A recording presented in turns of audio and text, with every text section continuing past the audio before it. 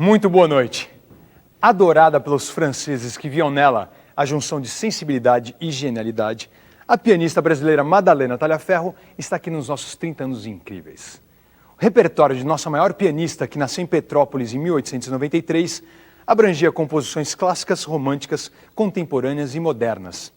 E era justamente essa sua facilidade em transitar em estilos tão diversos a característica que mais diferenciava o seu estilo e deslumbrava os críticos do mundo todo.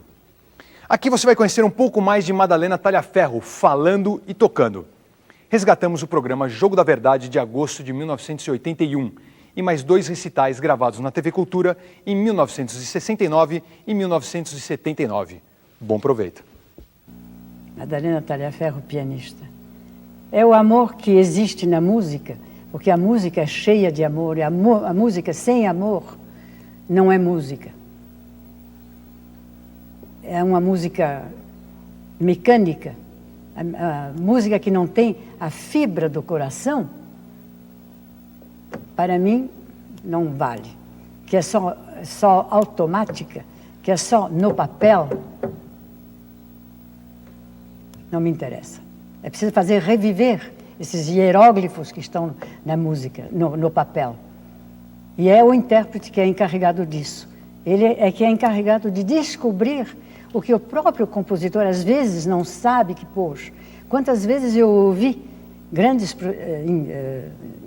compositores me dizerem, depois de ouvir uma execução de uma obra deles, eu não sabia que tinha escrito algo de tão belo.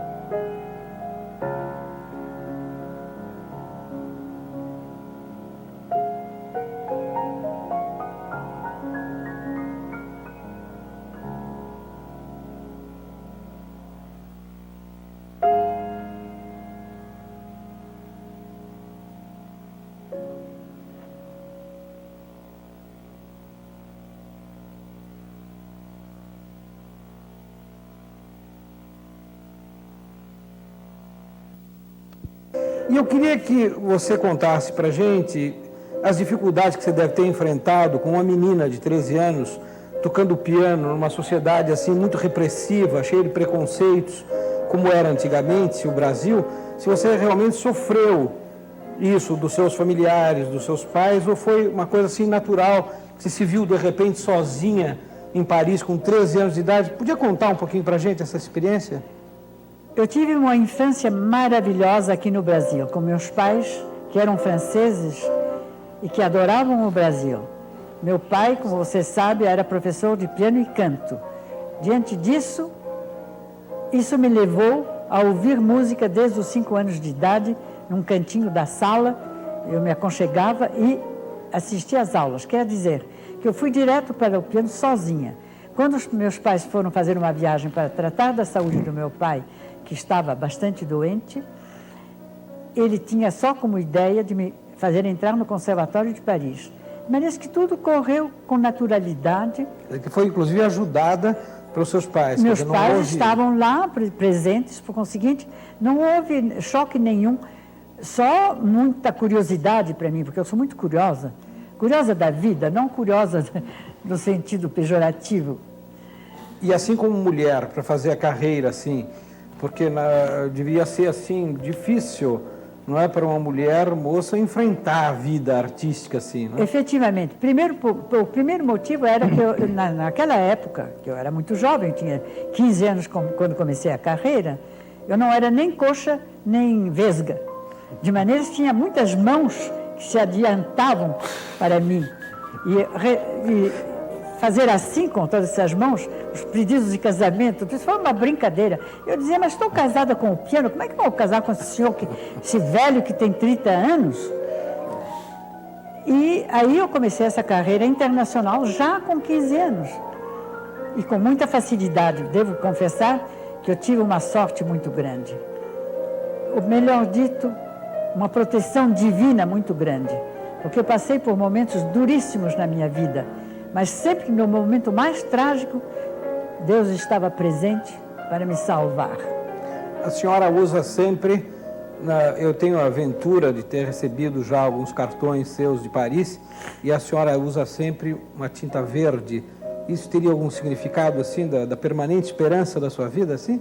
Porque eu não sou a mulher de ontem, nem a de hoje, mas a de amanhã. A minha vida sempre foi toda a esperança. E vamos dizer, esperança realizada. Apesar do senhor ter dito há pouco que eu não me sentia realizada, não é exatamente assim. Ainda não acabei de me realizar. Magda, o Diogo Pacheco disse agora há pouco, perguntou a você qual era mais perturbador, a câmera ou a plateia.